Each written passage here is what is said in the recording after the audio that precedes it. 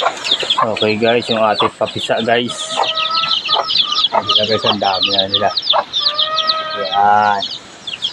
Hanggang meron pa tayong nagaling din doon. Ang ating homemade kulungan guys. Bago yun.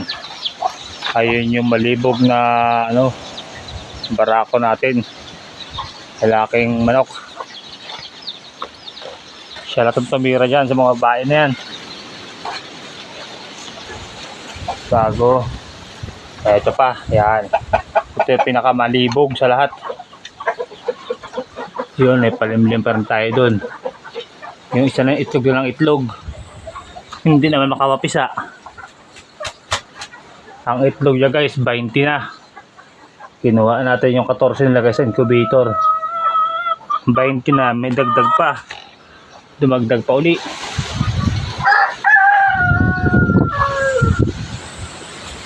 Ito guys, ang ating tanim. Nalo na nila yung dahon. My goodness. Dahon ng big nai, ubusan nila. Kasi walang bakod. Wala tayong ma-sideline na bakod. Yun, kasoy. Yun, yung puno na yun.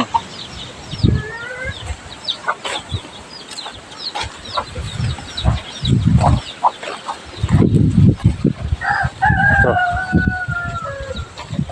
Begnay. Yun, mga patop guys, dami.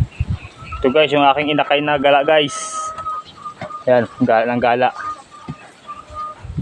May itlog na rin yung pato guys, 14 piraso. Sana dumami. Hanggang sigo yan isa.